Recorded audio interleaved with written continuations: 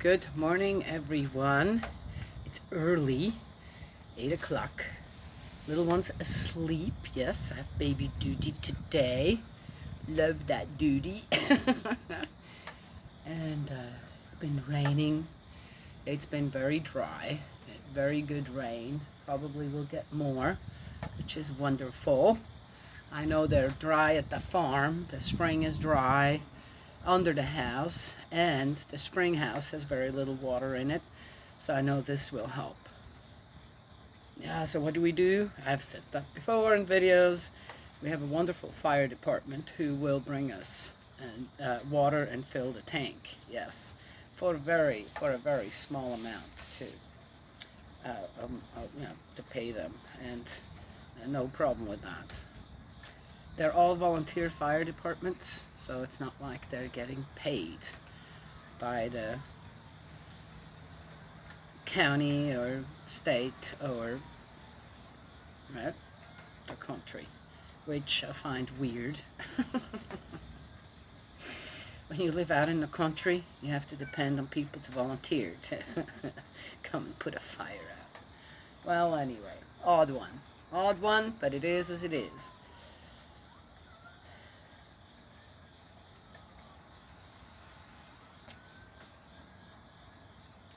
So, we're in a new book, the Book of Job, and the introduction to that starts with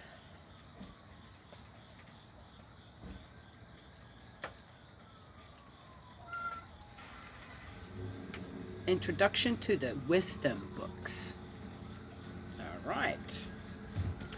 Sounds interesting. I'm hoping for some wisdom.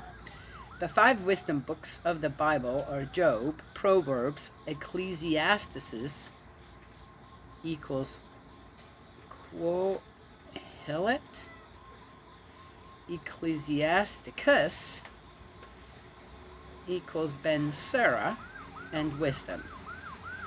Oh, I was not aware of that. With these are joined Psalms, which contain much wisdom teaching. They're letting us know. Just remember that. And the Song of Songs, because it was reputedly written by Solomon, the master of both wisdom and song in Israel. Okay. That's already starting out good. These books span nearly 1,000 years. The earliest collection in Proverbs may well go back to Solomon himself, and some of the Psalms to David. Well, if they are reputedly written by Solomon, I guess so. While the Book of Wisdom is the latest book of the Old Testament. Wisdom literature existed throughout the ancient East, crossing national boundaries, and the sages of Israel drew freely on Egyptian and Mesopotamian sources.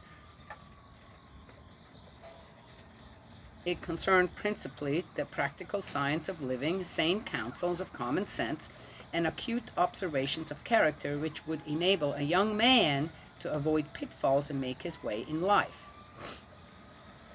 There was oh my gosh, I could say so much to all this. No, don't do it. It's a good beginning. There was no particular religious basis. Though in Israel, there is always in the background the knowledge that true wisdom and true success come from Yahweh. You know what? You start out with an excuse, there was no particular religious basis. So then it makes it okay if you take some stuff from the Egyptians and the Mesopotamians and the Greek and the, right? Yeah, got it. This leads to 2 special concerns of Israel's wisdom literature. A concern with human destiny, which, after the agonizings of Job and Koheleth, and the tranquil confidence of Ben Sira, leads to the Book of Wisdom's assertion of the immorality of the soul. Okay, that's already wrong. There is no immorality in the soul, okay? That's not, no. Okay, well, maybe we'll get to that, but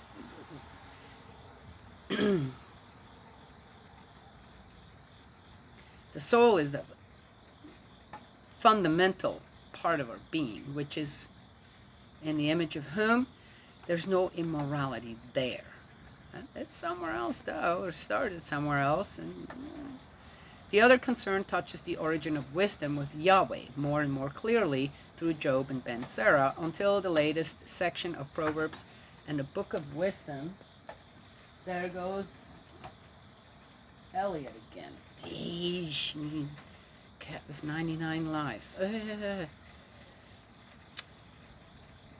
Personified wisdom is seen as the agent of divine activity in the world, and eventually as participating in the divine nature itself. This prepares for the Christian understanding of the doctrine of the Trinity. Oh, I found that interesting. Are we already flipping into the New Testament? Because we full well know what happened at Jesus' time, right? The Father, the Son, and the Holy Ghost was not accepted by the Jews at all, the Israelites. The high priests, let's say it that way. So,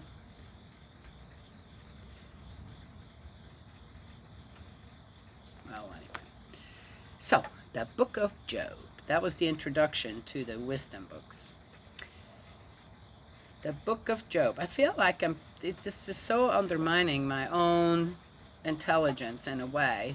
Just this introduction again, where to say, what are you trying to do? How are you trying already to influence me in a way that I'm supposed to think of what is written down here, rather than use my own heart to mind, right? My understanding on what God's love for all of us is, why everything was created to then have mankind walk on earth, right? And get what? Spiritually ready for spirit world? It's a really odd one to why didn't God, look, we got, oh, spirit world, it's so immense. Why couldn't we just be there? Why come to earth? Yes, that's a good question. So, the Book of Job. In this masterpiece of poetry, the traditional Israelite solution to the problem of suffering as God's punishment for sin is radically reviewed. Job's innocent suffering calls into question the whole system of rewards and punishments in this life, despite the vain efforts of his friends to shore it up by urging him to admit his guilt, or at least his pride, or even that he must have sinned unwittingly. In protesting his innocence, which the reader knows from the prologue, I do, and rejecting the shallow solutions of these sages, Job clings blindly to God. Now, are they friends or sages now? There's a difference there. Even when shrinking from God's torments, Job is confident of God's unfailing care. Paradoxically, though, he sees no possibility of a future life. He is somehow sure that after his death he will know God's vindication. In the end, his trust is justified by an overwhelming experience of the majesty, the power, and the wisdom of God. The discourses are best situated soon after the exile, as a reflection on the sufferings then being undergone, though it is dramatically placed in an earlier nomadic period before the revelation of Yahweh. The clear structure of the dialogue is interrupted by two elements: by the hymn in praise of wisdom, which differs in its view of wisdom from that held by either Job or his friends, and by the speeches of Elihu, which merely repeat the problem already stated and preempt the solution still to come. Both these elements may well stem from the same author, but are not clearly integrated into the dialogue. So one thing, of course, is as well, the prologue is still coming. Yeah, it looks like.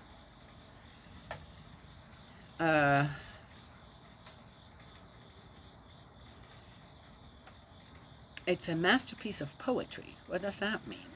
That's not real. Okay. Kind of made up. Again, as I've said before, there's some truth in it, but a lot of it is just made around it to make the whole story, and that's made up. But one thing again is that it looks like We're going back again in time. And this is, I find this very frustrating reading this, rather than it going forward. So I'm not sure who decided to put the Bible together like this, or in these different ways of not quite getting this. But okay, let's just read it. Let's just read. Okay, the book of Job 1, Super Chapter 1, Prologue 1. Satan tests Job. There was once a man in the land of Uz called Job, a sound and honest man who feared God and shunned evil. 7 sons and 3 daughters were born to him, and he owned 7,000 sheep, 3,000 camels, 500 yoke of oxen, and 500 she-donkeys, and many servants besides. Very detailed. This man was the most prosperous of all the sons of the east. It was the custom of his sons to hold banquets in one another's houses in turn, and to invite their 3 sisters to eat and drink with them. Once each series of banquets was over, Job would send for them to come and be purified, and at dawn on the following day he would make a burnt offering for each of them. Perhaps Job would say, "My sons have sinned and in their heart blasphemed." So that was what Job used to do each time. Huh. Interesting. One day when the sons of God came to attend on Yahweh, among them came Satan. So Yahweh said to Satan, "Where have you been?" "Prowling about on earth," he answered, "roaming around there." So Yahweh asked him, "Did you pay any attention to my servant Job? There is no one like him on the earth, a sound and honest man who fears God and shuns evil." "Yes," Satan said, "but Job is not God-fearing for nothing, is he? Have you not put a wall around him and his house and all his domain? You have blessed all he undertakes, and his flocks throng the countryside. But stretch out your hand and lay a finger on his possessions. Then, I warrant you, he will curse you to your face." "Very well," Yahweh said to Satan, "all he has is in your power, but keep your hand off his person." So Satan left the presence of Yahweh.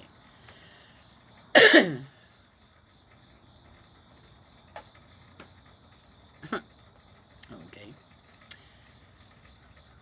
On the day when Job's son and daughters were eating and drinking in their eldest brother's house, a messenger came to Job. Now, again, what did I say to begin with? What does it say? Masterpiece in poetry? So this interaction between God and Satan never happened, actually. It's a story. A fable? Well, fables are made up of animals. So just a lesson of some sorts?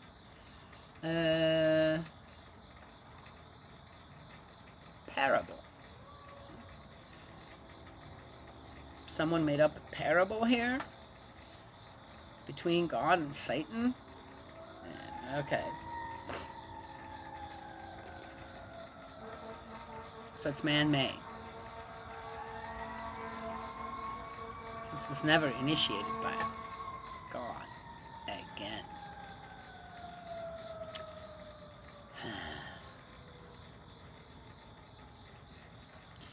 On the day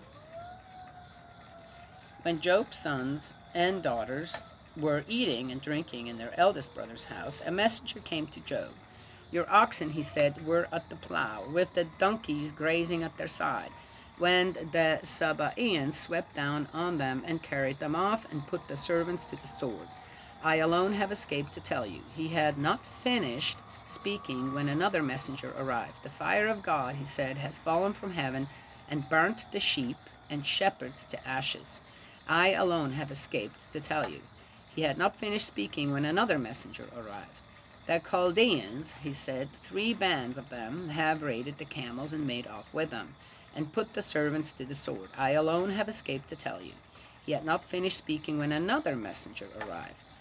"Your sons and daughters," he said, "were eating and drinking at their eldest brother's house, when suddenly from the desert a gale sprang up, and it battered all 4 corners of the house, which fell in on the young people. They are dead. I alone have escaped to tell you." Then Job stood up, tore his robe, and shaved his head.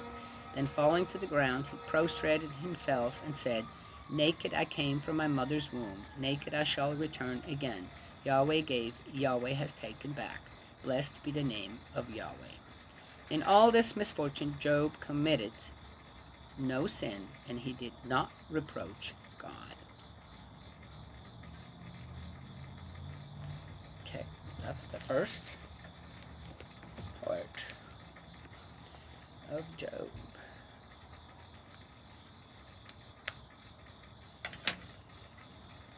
Oh, I have a new leaf in here.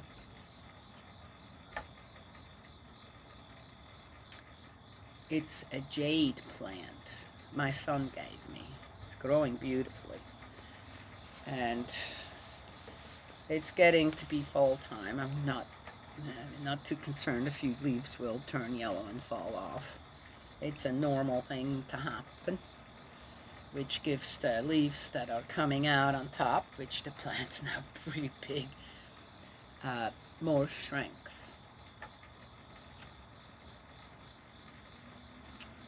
The Book of Job.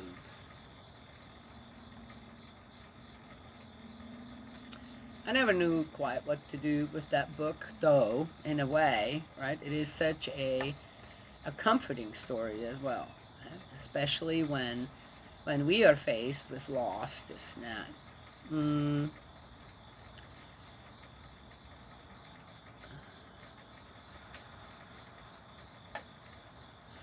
my own life, I uprooted several times and took very little with me, if anything at all.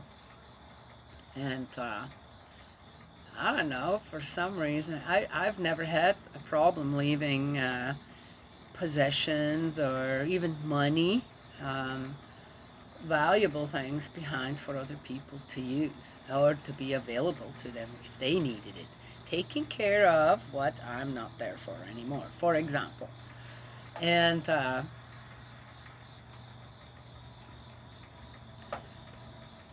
somehow, maybe it's just part of my nature or character, I love starting anew somewhere else with very little, if nothing.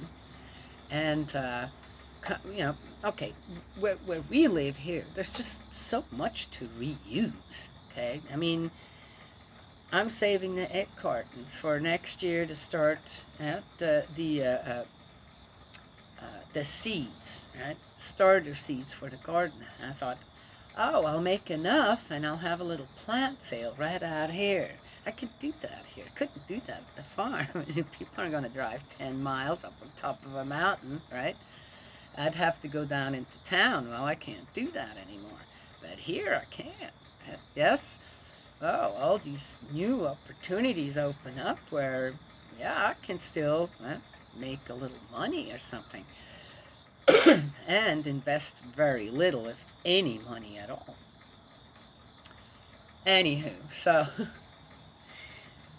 I love I love that. Now, how would I feel if being told in one day that I lost all of my children as well?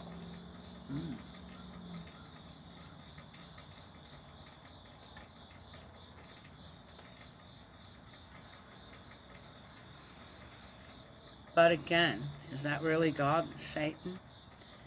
I remember a few years back, just before Christmas, a drunk driver hit a family from our county and killed one child, I think, survived, killed another child, a grandmother, and a mother who was pregnant.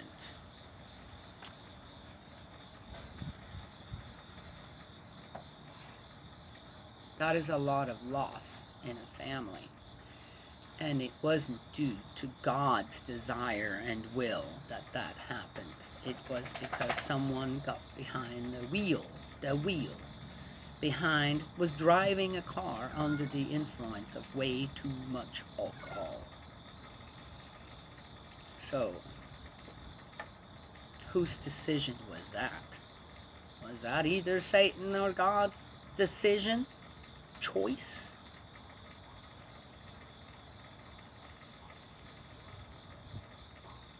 Of course, the driver of the other car, the drunkard, nothing much happened to him. I mean, physically. Yeah.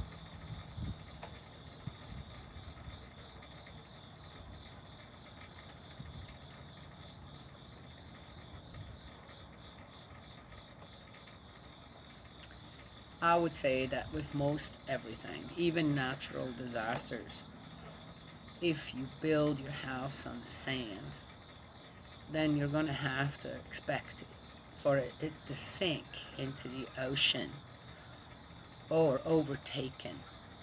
Yes, by water, possibly by a storm. Just saying. I gotta go. I hear the little one. May Heavenly Parent bless and protect you and embrace you with love. And I will talk to you all, God willing, tomorrow.